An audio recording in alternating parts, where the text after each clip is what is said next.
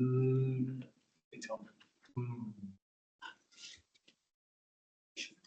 morning, Chair Postman, members Garrett and Mullendroff, staff and guests. Lobbies are open. Recording has begun. Thanks, everybody. Good morning. Sorry for our late delay here. We have a small technical problem, but we'll now convene the Washington State Liquor and Cannabis Board meeting for Wednesday, August 14th, 2024. We got a full meeting, and we'll jump right in with an update regarding labeling of medical product with Nicola Reed, our Deputy Director of Administration for Licensing, and Sarah Davis, the Compliance and Adjudications Manager from Licensing.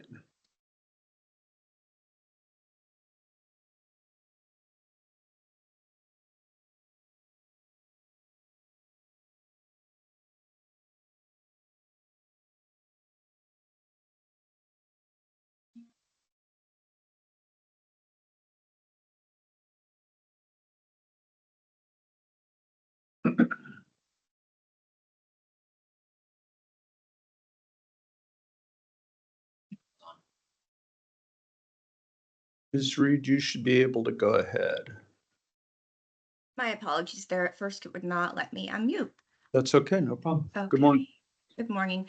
And so for this morning, it will just be myself. Sarah Davis is out on annual leave. Okay. So good morning, Chair Postman, Board Member Garrett.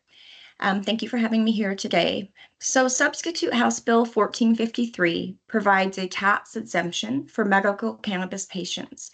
This has resulted in an increased amount of cannabis-infused edible products being submitted for approval as Department of Health compliant products.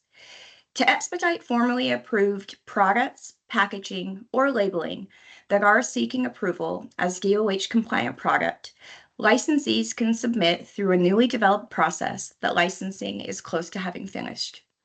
The new process will have an email address designated for those previously approved products, and then a licensee will submit an affidavit attesting to the prior product approval for the product, packaging, and labeling, and attach pictures of the labels with the FDA statement and applicable DOH logo.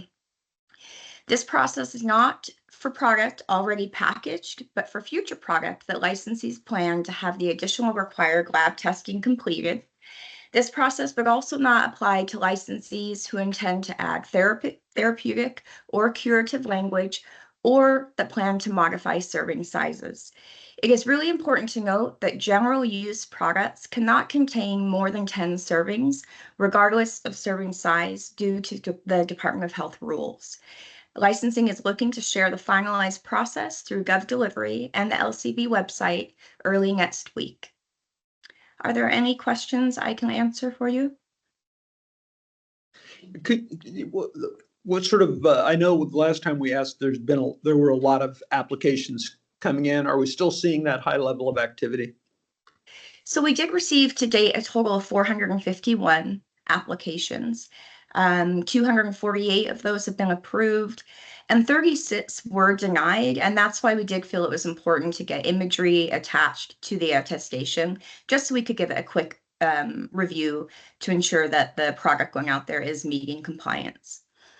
Yeah, I think it's a good option. You're handling it the right way, and I'm hoping it helps move them quickly and doesn't bury your staff too much with these. But it's a good sign too that people are interested, frankly. So we want to encourage it. Yeah. Other questions from the board? Seeing none. Okay. Thank you very much. Good luck. Oh, and my apologies, Jim. I didn't realize you were on there. So, Member Mullendroff also. I am so sorry. It's okay. Okay. All right. Thank you. Thank you. Have a great day. You too. Bye. Our second item here is review and consideration of the agency director's salary. We've all had the chance to talk with the director after his full year in the position. I would like to propose a 5% increase in his salary, which would set his new salary at $183,855 a year, and would ask for one, if there's any questions from the board, or if not, a motion to approve that. This is Sally. I move that we approve the salary increase. Okay, in a second. And this is Jim. I second that. Great, thanks, Member Valdroff, and I approve, so we approve that unanimously. Thank you all. Next up is a memorandum of agreement consideration with the Lower Elwha Clallam Tribe, and I will turn it over to Dr. Marla Conwell, our Tribal and Government Liaison. Good morning, Chair and members of the board. I'm happy to bring forward a memorandum of agreement for liquor with the Lower Elwha Clallam Tribe. They have previously been a regular licensee with us, and now this will be an umbrella MOA with 2 locations. And I would like to ask for an approval of this MOA, and then the board, or the chairwoman of the tribe, as well as her legal counsel and some of her tribal members are also here remotely and would like to speak afterwards if this were to be approved. Okay, great. And we were briefed on this yesterday. Are there any questions before we take action on the memorandum? No questions. Seeing then a motion to approve. This is Jim. I make a motion that we approve the memorandum of agreement with the Lower Elwha Clallam Tribe.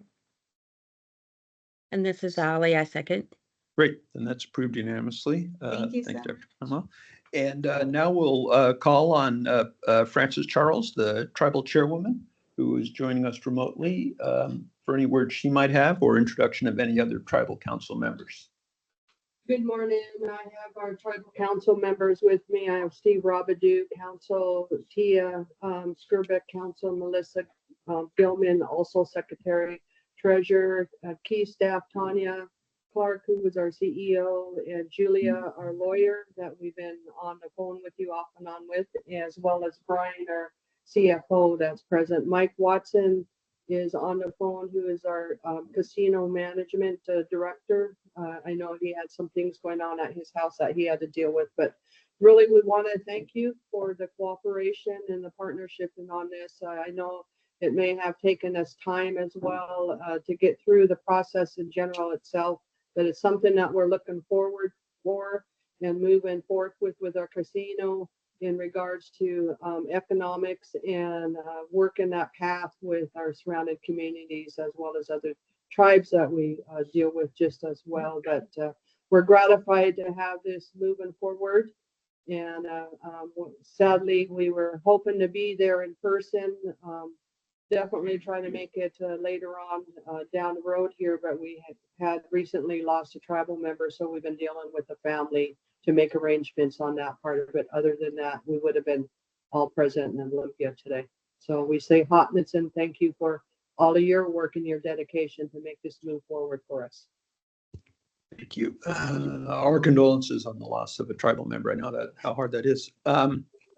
Thank you all. We really are appreciative of the government-to-government relationship we have and that we're able to work through these processes. I'm always glad to see a new one of these approved and or amended where a tribe is able to fulfill its economic independence. And that's why we're here to try to help do that in any way. So good luck with it. And I hope we do get a chance to meet in person at some time. And I'll check with my other board members to see if they have any comments. Just a quick comment, welcoming you all and thanking you for your participation today. The number of you demonstrates your commitment and interest, and we really appreciate that. Our relationships with the tribes statewide is important, and we really value your participation. So thank you. Comment in 2025, we are doing a canoe journey hosting on our reservation here. So hopefully you'll come down and witness the canoes coming from afar on August 1st. That would be terrific. Great. Let's stay in touch. All right. Thank you again for your work with our staff and the hard work of your attorneys and staff to get this done. Best of luck with this. Thank you. Have a great day. You too. Okay, we will move into rulemaking, and we will start with Justin Nordhorn, our Policy and External Affairs Director. Morning, Chair Postman, members Garrett and Bollendroff. Looks like we're just going to start with covering some rulemaking timelines. I'm just going to highlight some of the things for this month and that are coming up. We covered a lot of the timeline yesterday, so just for sake of highlighting, we have a CR 105 coming up on August 28th for the gender neutral pronouns, and that's going to cover all WACs.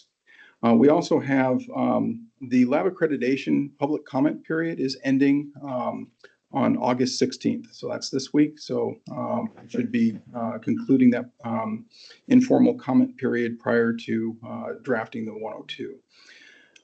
We also have 3 public hearings, or we have a public hearing coming up on August 28th, and that's for the medical cannabis excise tax. And then we have 3 public hearings coming up in September. And September 11th, we will host public hearings for the cannabis payment flexibility, social equity in cannabis, and the THC bill implementation. So those are the ones that I would highlight for you today in the near future. Great. Okay. Thank you. And then our first rulemaking action item is on the alcohol side. Daniel Jacobs will present the CR 101 for House Bill 2204.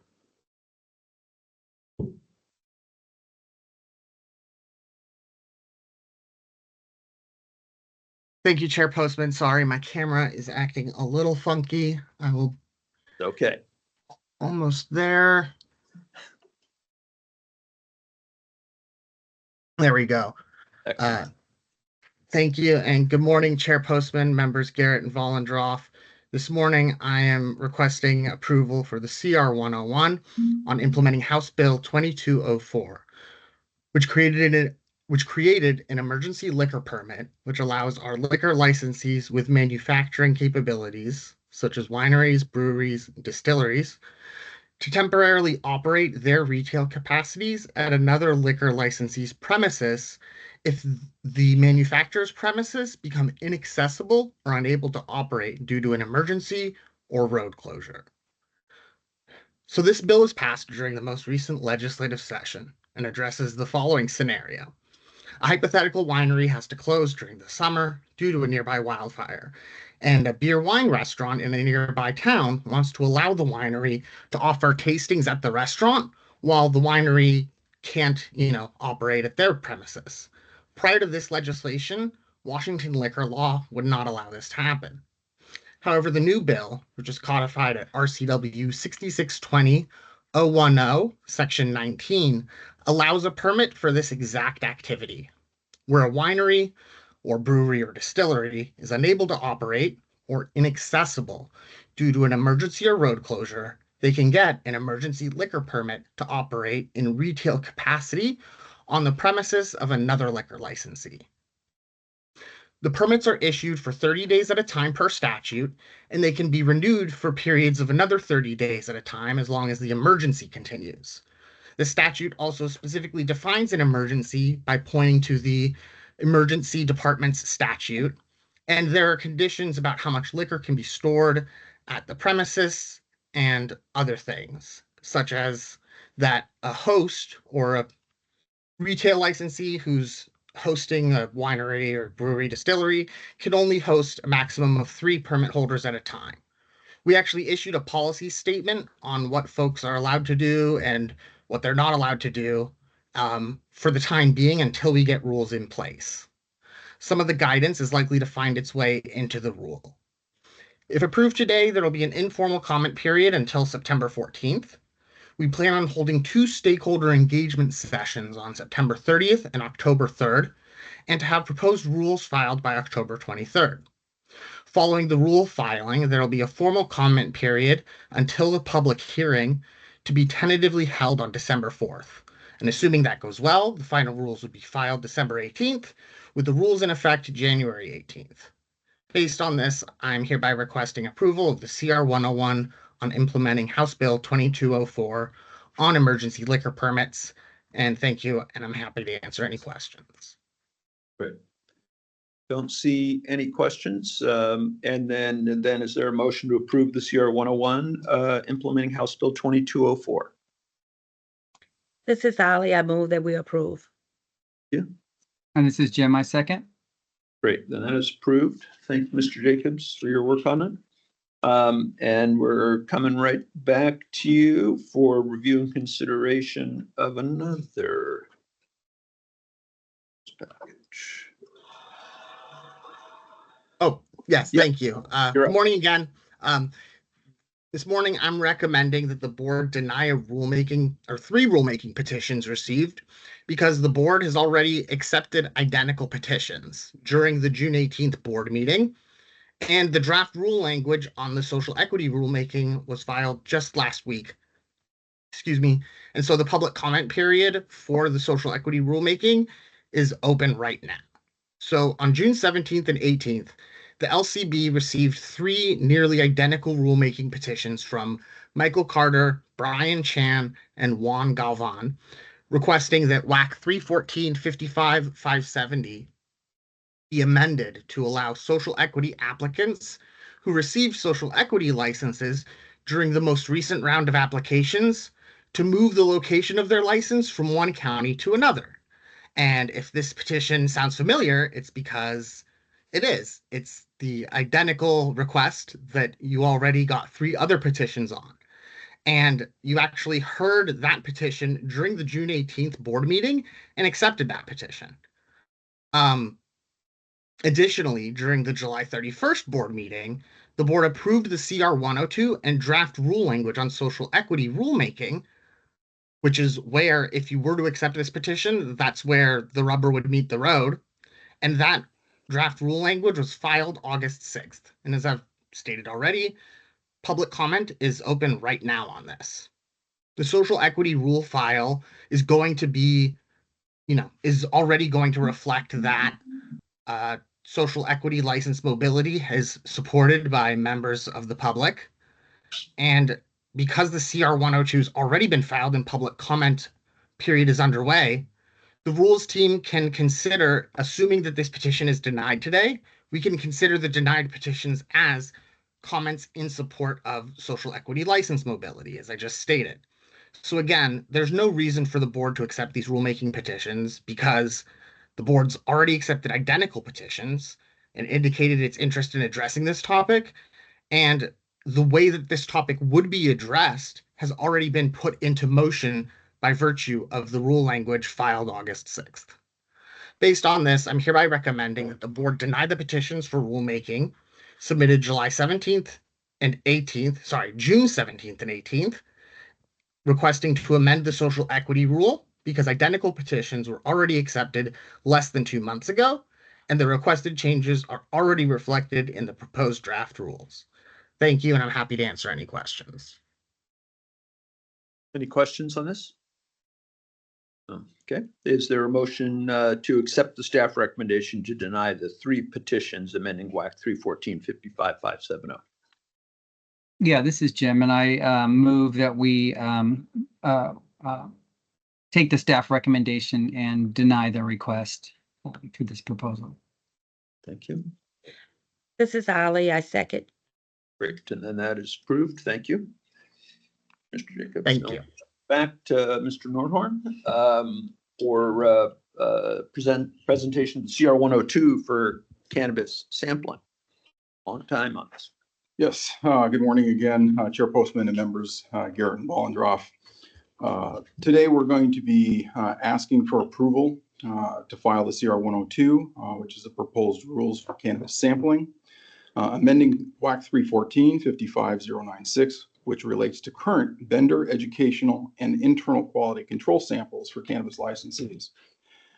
The proposed rule language is a direct outcome of stakeholder engagement and aims to streamline the existing regulatory framework while ensuring that safety and accountability remain.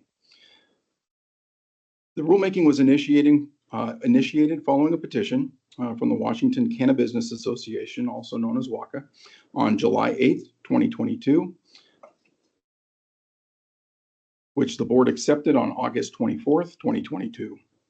The goal was to address inefficiencies and update the regulatory framework to better reflect industry practices. On March 1st of 23, we officially began the rulemaking process with filing the CR 101, which started the informal comment period and external engagement on the rule development. Internally, the proposal was developed in collaboration with representatives from LCB's Enforcement and Education, Licensing and Regulation, Finance and IT divisions, as well as our Public Health Education Liaison. Our approach to this rulemaking focused on understanding challenges, complexities, and impacts for cannabis businesses providing and receiving cannabis samples intended for negotiating sales and educational purposes. And I'd like to call out that this should not be confused with other sampling that we require for lab testing. And so this is separate and apart from that type of sample. Results of our stakeholder engagement led to this proposal, which overhauls the current sampling regulations in order to support efficiencies and reflect the need of the industry without compromising public health and safety. So during the informal comment period from March 1st to April 14th, 2023, we received a total of 12 written comments. Comments identified necessary areas of improvements, including but not limited to the misallocation of vendor and educational samples, the need for sample sizes to better represent products consumers are actually purchasing, greater ability for internal quality control samples, focusing on the consumer experience again versus the lab samples, and simplifying the compliance requirements. So our in-person discussions on March 9th of 23, we held a meeting with the industry members, and the discussion provided a deeper understanding of the practical challenges posed by the current sampling framework. And the feedback provided reinforced themes identified in those previous written comments. In July of 23, we conducted a targeted survey across different license types, producers, processors, and retailers, resulting in 428 respondents.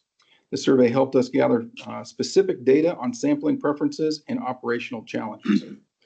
Collaborative rulemaking discussions occurred, and they were held on October 6th and 11th of 2023 to discuss the proposed concept of trade samples, which merges the vendor and education samples into one category. So the feedback received was focused on several key areas. So sample sizes, many stakeholders highlighted that the current sample limits were insufficient for adequate product evaluation. We had required creating separate samples and not what was actually being sold through the stores. And it was not providing the same level of education for the bud tenders as if they were to consume what the consumer is actually purchasing. Regulatory complexity, the licensees, regardless of business size, expressed concerns over the complexity of compliance and business needs. Stakeholders emphasized the need for sampling regulations that accommodate diverse product lines, business models, and also operational cycles. So as a response to the feedback in incorporating into this particular draft set of rules, we're suggesting changing representative sample sizes. The adjustments are proposed that allow for more representative sample sizes, ensuring trade samples accurately represent products that are being offered for sale on the market to consumers, while focusing on the smallest marketable product size to limit the volume of samples across the state. This also eliminates the need to create separate products specifically for sampling. So they'll be able to take it right out of the production line and then categorize it as a sample and have it move through that sampling process in that manner. The equivalency standards, what we considered when we looked at the increasing the size, we looked at this from various product types to ensure fairness and consistency in the sampling practices. And the sizes reflect a common retail purchase unit and also provide a realistic amount for evaluation of products by licensees and employees. So the equivalency standards for the different product types are 3.5 grams of cannabis, 1 gram of concentrate, and a single package containing no more than 100 milligrams of THC in the package in 10 milligram servings. Reducing sample categories is also another proposal that we're doing, and merging the vendor and education samples into that category of trade sample. This also reduces subcategories for traceability reporting, alleviating some of that burden. Quarterly limits are considered now instead of monthly limits, so we're changing from the monthly limit approach to a quarter. This accommodates operational cycles for producers, especially those with seasonal outdoor production. We're also proposing limits on trade sample distribution increasing.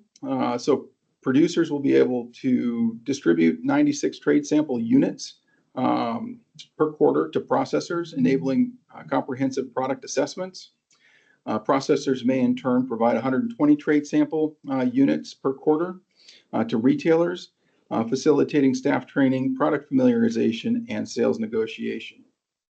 The employee sampling from the retail perspective in particular is allowing current paid employees of retail licensees to receive up to 15 trade sample units per calendar quarter.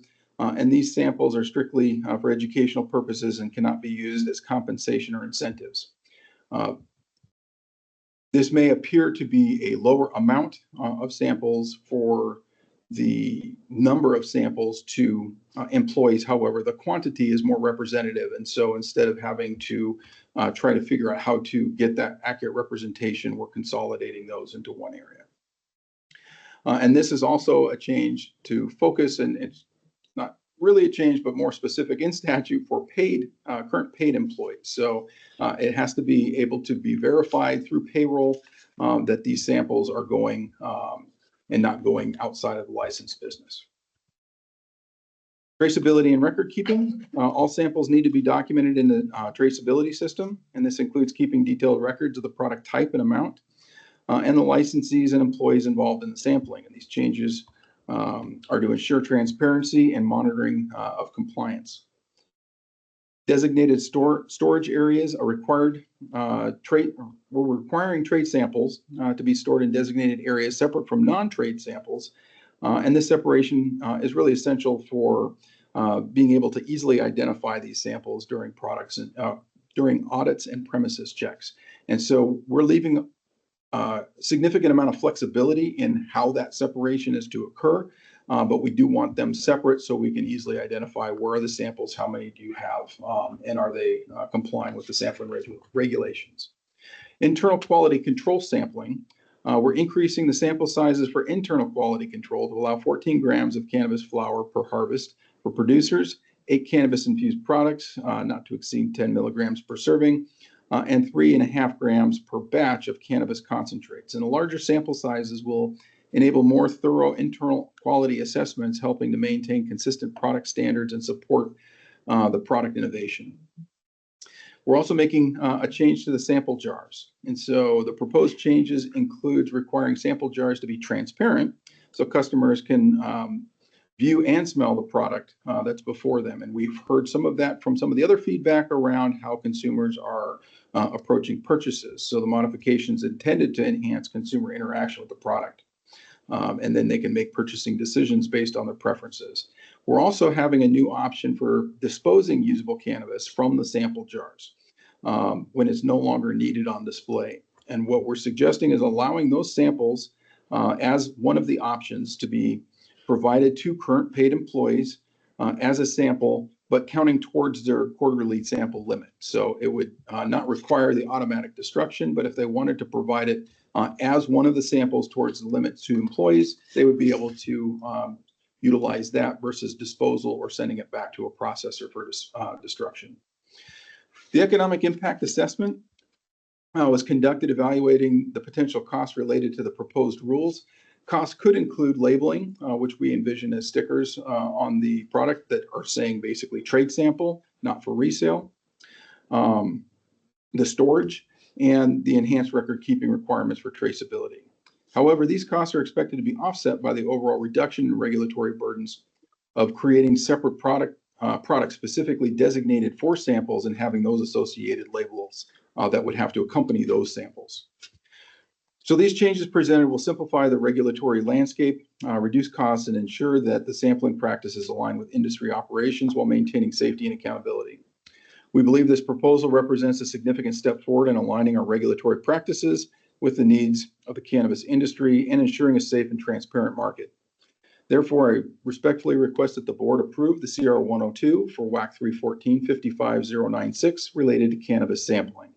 If approved, we plan to host a public hearing scheduled for September 25th, 2024. And if a supplemental CR 102 is not needed, we anticipate filing the CR 103 on October 9th of 2024, which would make the rules become effective November 9th of 2024. So thank you for your time and consideration, and I will be happy to answer any questions. Any questions from the board on this? I just want to make sure I understand something. You were talking about the sample jars for customers.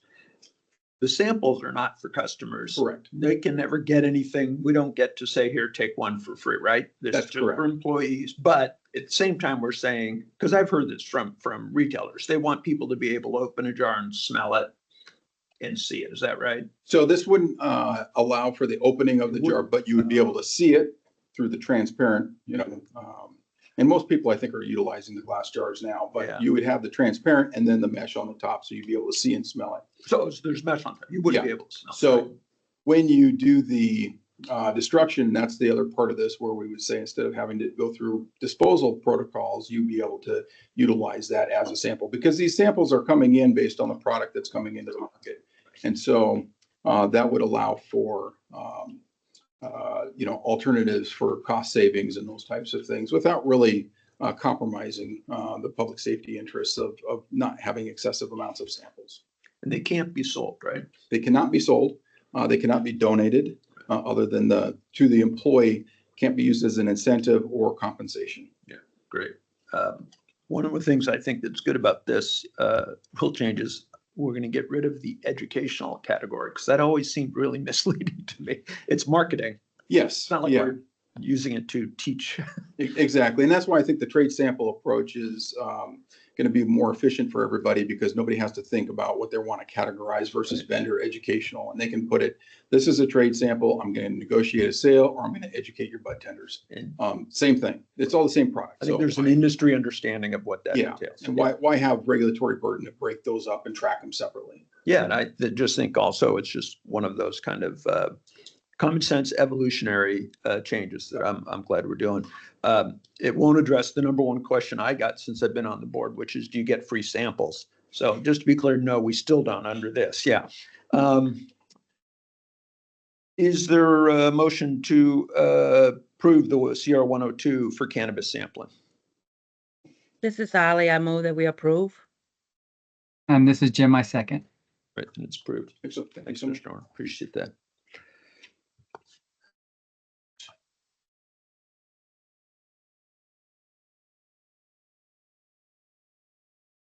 We're going to now turn to general public comment.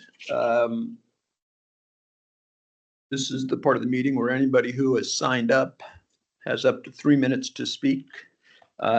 We ask, as always, that you limit your comments to LCB business and, of course, refrain from any personal attacks or going off topic into anything unrelated to what we do here at the LCB. I will mention if a speaker's wandered too far, don't worry, you'll get whatever time it takes me. We'll make sure you hold that. And just ask everyone to be respectful to the speakers and anybody who is present. Reminder to those in the room today of the sensitivity of the speaker, the microphones that we have here, crumply paper, anything like that. So take anything outside if you need to talk. We don't have anybody signed up in person this week. And for those that are online, just a couple reminders. One, just when I call your name, just give us a second. Dustin will find you and we'll allow you to unmute and go ahead. And just as a reminder to everybody, when you sign in into Teams, do it with your name that we have from your sign up. That's the best way for Dustin to find you. So don't pick an issue or an organization name to sign up on if you signed up under a name, because we'll have to find it. And last, don't raise your hands because that'll change your order as Dustin is scanning, looking for you. So with all of those reminders, we'll begin. You have each person has 3 minutes. At 2 minutes and 30 seconds, Dustin will let you know you have 30 seconds left. At the end of that 3 minutes, we'll ask you to finish promptly. First person signed up is Christopher King.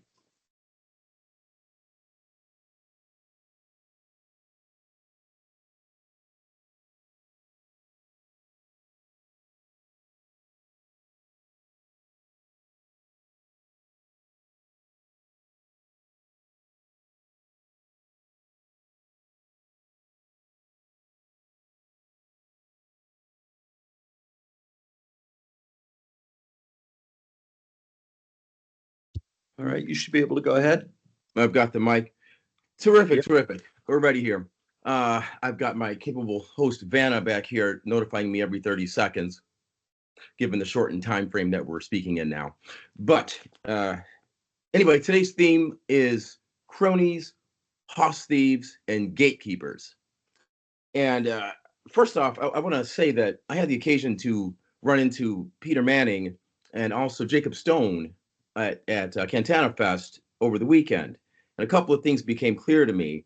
And that is that I need to issue an apology to those guys, to Mike Asai and Peter Manning. And we've gone around the horn on this, but I was misled by some information a couple of years ago about some people who really were in it for their own agenda and weren't entirely truthful about some things. But whatever the case, let's just say that we've had a meeting of the minds and we're good now and we're all unified. We understand we're not unified per se, but we have a common understanding about the common enemy, and that common enemy is you guys.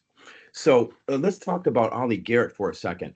I recall that Ollie said in a King 5 interview that she wasn't aware of all these issues of cronyism and favoritism, unlawful favoritism in I-502.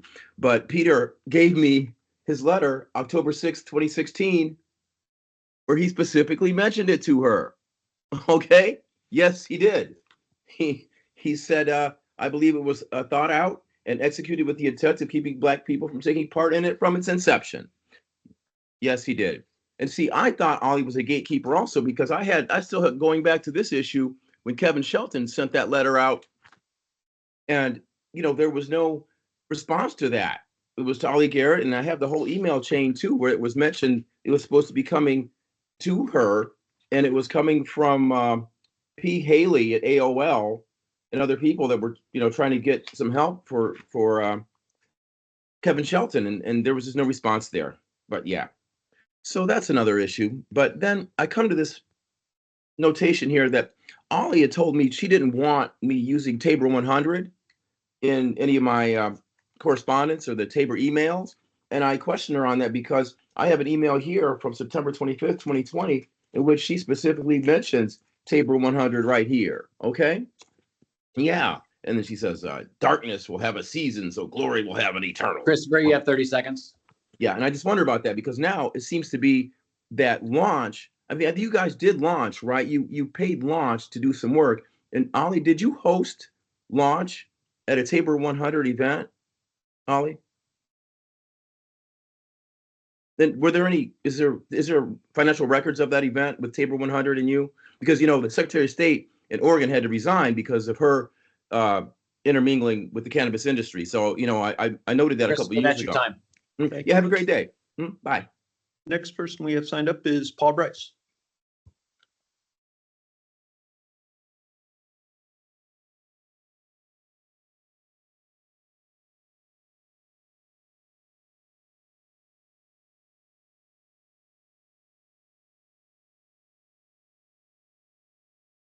Oh, you got to unmute there, Mr. Bryce. Can you hear me? Now we can. You bet. Good morning. Okay. Hello, Paul Bryce, Happy Trees owner, retailer, also a social equity applicant. I wanted to talk about the title search and a lot of things, but 4 minutes, so I'm going to try to get what I can get in. 4 years, also being a task force member. Nowhere did we talk about the title search being able to roll their way in to be able to be part of the social equity program, devaluing the program, bringing more non-Black or brown. Like, we all understood what the intent was. The intent was for Black or brown. Right now I'm out here in Spokane at, I don't know if you can see this, but Washington State Social Equity Cannabis for the retailers. I'm going to spend my last 2 minutes and just show you what I had to see for the last 9 years every time I go to one of these conventions of what it looks like.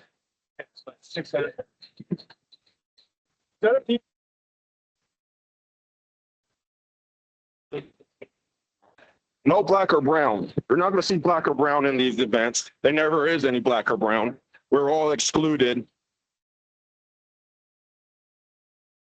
There's also upstairs that you're going to be seeing down here. These are all our retailers. This is the most prestigious event that we have for Washington State. And this is what it looks like every time you come to one of these events. So the inclusion for the most harmed, most affected, it's more serious than you guys think to just completely just think that you guys are actually doing the right thing and helping what the intent was. Again, I've been in court many times in my life and I've seen judges, and judges will always tell you, well, we know what the intent or the true intent of the law, like we know what the true intent here was for. It was for black or brown. And by letting child search in, just willy-nilly find a white person that made under money, lived in DIA. No, hey, you're social equity with the rest of us. Like even the tribes, they're all having their own little thing. This was supposed to be something for the black or brown. And you guys are acting like you guys aren't smart enough to figure out how to make this for black or brown. Like this is just wrong. You guys are all too smart. The whole misleading us, making us make a mistake here so we can just talk about correcting a mistake here and so we can't talk about the real matter at hand. This is for black or brown. If it doesn't go the way of black or brown, more inclusion, then then this shouldn't even go through. Yes, I plan on signing a petition, but you guys are all too smart. You guys know how to write things. You guys know what the intent is, and you guys are trying to push this out. So this can just quickly all go to more conglomerates or the corporate, like already, we don't want to say names, but like Ramsey and owns like 12 of these social equity licenses. Other people own 4 of these social equity licenses. You're rewarding corporations than an individual black sole proprietor to have more bearing than someone who puts together 12 people to just get the rubric to just bring more white people in. It makes no sense of what we spent 5 years on to get for the intent of. Thank you for your time. Next person signed up is Peter Manning.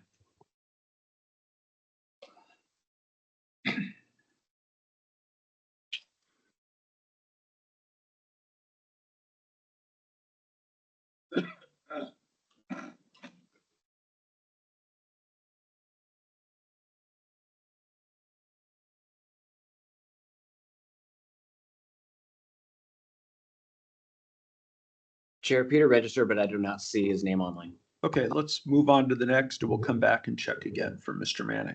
Is Tamiko Henry?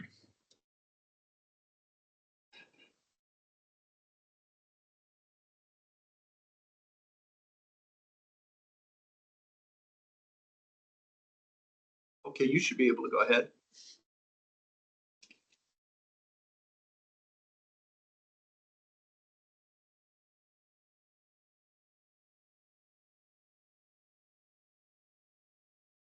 Go ahead, Tamiko Henry. I think if you unmute yourself there, you should be able to talk.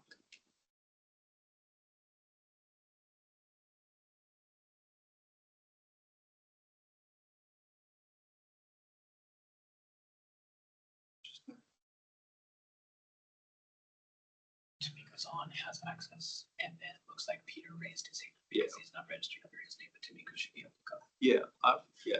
We'll come back to Mr. Manning.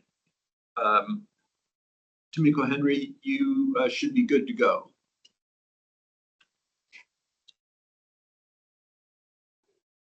Are you able to hear me? Yes, we are. Okay. So in 2015, whites were allowed to open stores with no credentials, while blacks and browns were denied in spite of being better qualifiers. What is the LCB going to do to correct this?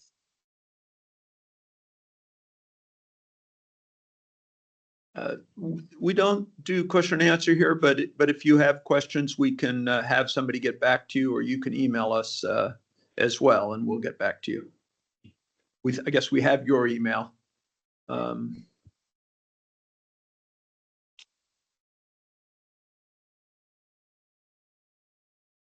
So email you the question, is that what you're saying? You could do that, or if you want to ask your question now, we can have somebody follow up and email back to you from the email you sent to sign up. That'd be Okay, fine. thank you.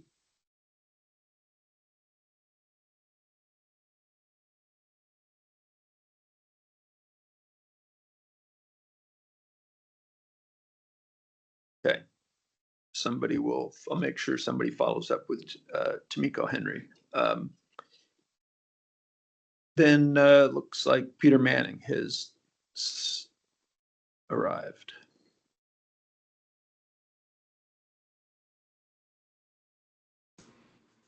Should be able to go ahead. Yeah, I was here. Good morning, Chair Postman, board member Alan Droff and board member Ollie Garrett. I was here earlier. It wouldn't allow me to unmute, but you know,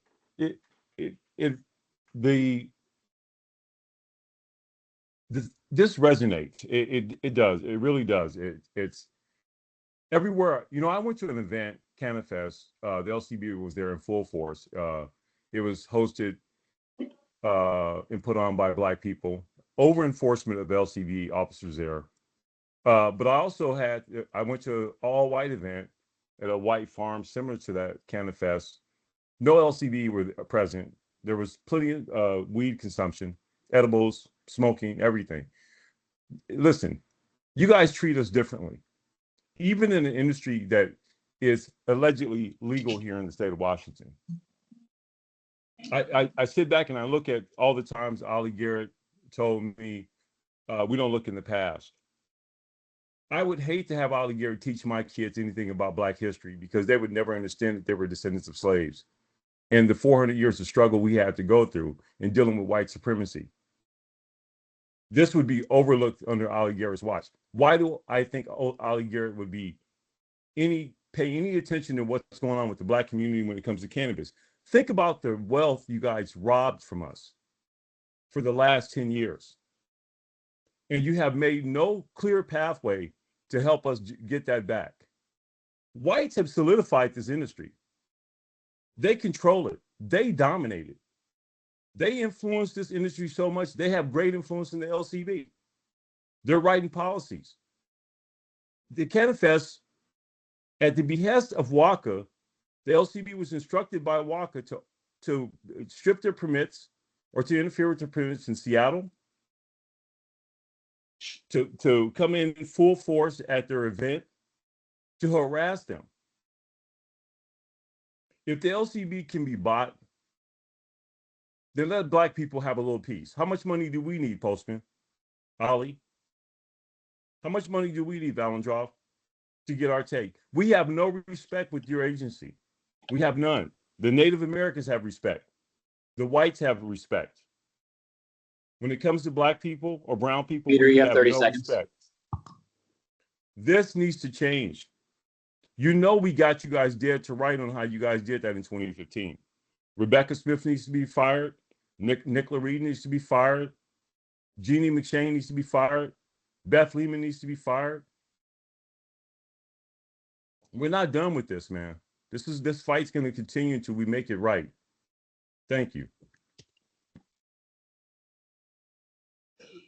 Two reminders for people. If you have more to say than the time allows, send written testimony.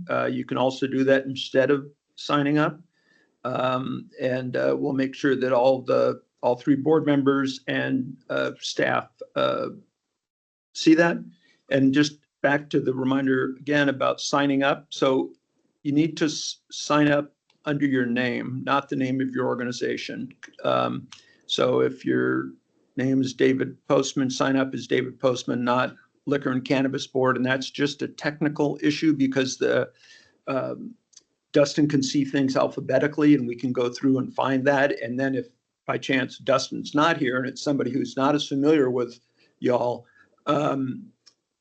they may not know that name is associated with that organization. So we really need you to just sign up under your name and then that's what you log in on so we can find you and make sure that you're both online. We don't end up skipping you and people know where to find you. And with those reminders, we're adjourned. We have an executive management team meeting this afternoon at 1:30. We'll be back then. Thanks.